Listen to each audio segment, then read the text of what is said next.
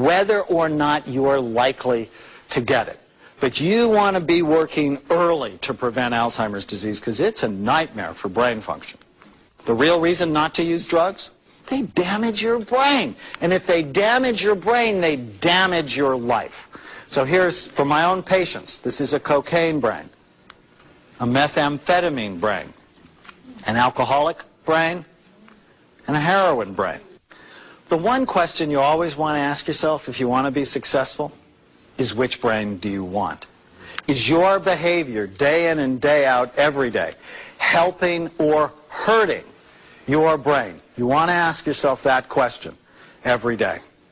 Now, when we come back, I'm going to show you how to be happier, more focused, less anxious, and less depressed by balancing these very interesting 3 systems in your brain. I'm also going to show you this very sneaky way to deal with difficult people in your life. Stay tuned.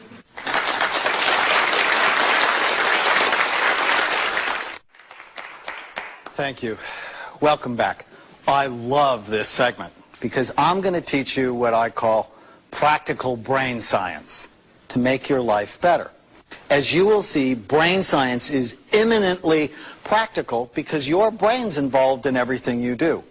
In the next few minutes, I'm going to introduce you to 3 parts of your brain that drive a great deal of your behavior. We're going to talk about an area of your brain called the prefrontal cortex. It works as like the boss in your head. And we're going to talk about your cingulate. That's the brain's gear shifter. And then we're going to talk about your limbic, or your emotional brain. As you will see, knowing how to optimize these systems will improve everything in your life, even the other people. Whenever we discuss humans, the first area of the brain that we have to talk about is the prefrontal cortex. It's largest in human beings than in any other animal by far. This is the part of your brain that actually makes you human. It's 30% of the human brain, 11% of the chimpanzee brain, 7% of your dog's brain. This is my dog, Fraser. Isn't he cute? I love Fraser. And how many of you have cats? Love your cat. Well, this is my cat, Annabelle. And cats have virtually no prefrontal cortex. Cats have no forethought, very little impulse control. Annabelle lives totally in the moment. She doesn't think about the past. She doesn't worry about the future. It's just now. Now is all that matters. So the prefrontal cortex is the executive part of the brain. It works in your head like the boss at work. Things like focus and forethought, judgment, impulse control, empathy, learning from the mistakes that you make. This is the part of your brain that's involved in maturity. When there are problems in this part of the brain, you act like a cat. I mean, how many times have I told her, don't do this? Doesn't matter. Okay, when there are problems in this part of the brain, what we see is short attention span, impulse control problems. They procrastinate, they put things off, they have bad judgment, they don't have much empathy, and they don't learn from the mistakes that they make. Haven't you ever wondered about yourself or someone else? It's like, why aren't they learning? Why aren't they getting it? And it's because this part of the brain may not be getting good function. So when we see low activity in this part of the brain, it's associated with people who have bad habits. You know that person who always shows up to work 10 minutes late with a big cup of coffee? Odds are low activity in this part of the brain. Or people who smoke, or internet gambling. Low activity. They're looking to stimulate it.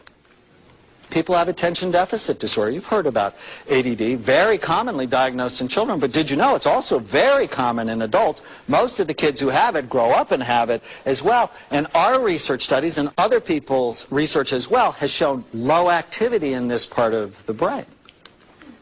People who have a weak conscience, who make decisions and you're just like, why did you do that?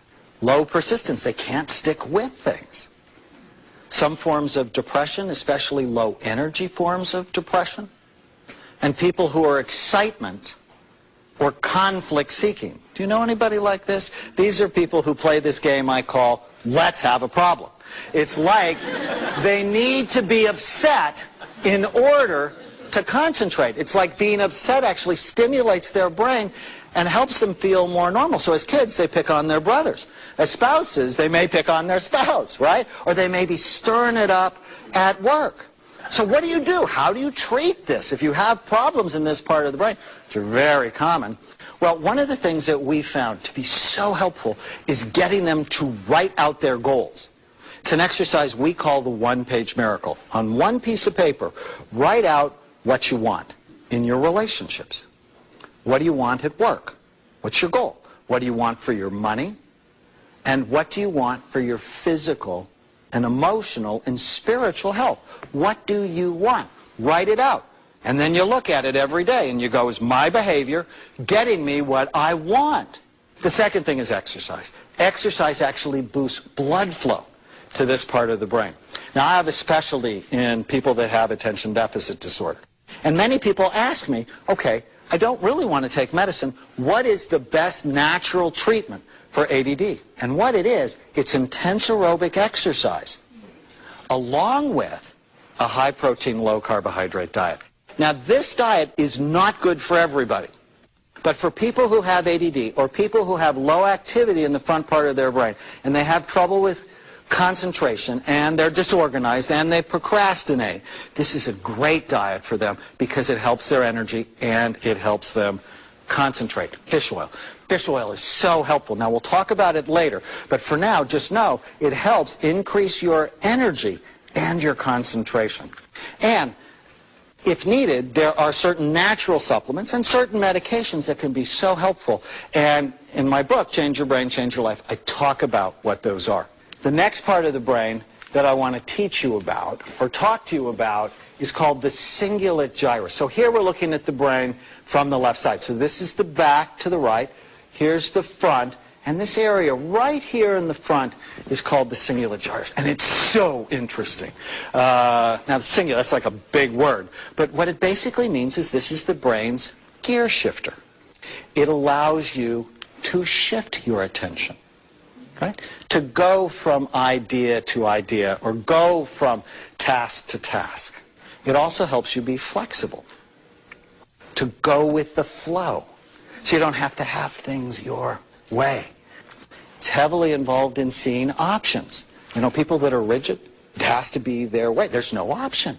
When it works right, you can see many different options, which means it helps you cooperate. It helps you get outside of your head and into the head of other people. It's hugely also involved in error detection. So if you walk into a room and you see something that's out of place, it's the cingulate gyrus that's telling you this is out of place. And when it works too hard, if you want to make those people crazy, just like move something. You know, like turn the picture a little bit or mess with something, and they just, I know it's wrong. Something's wrong. Something's wrong. Now, when there are problems in this part of the brain, when it works too hard, which is usually due to a deficit in the neurotransmitter serotonin.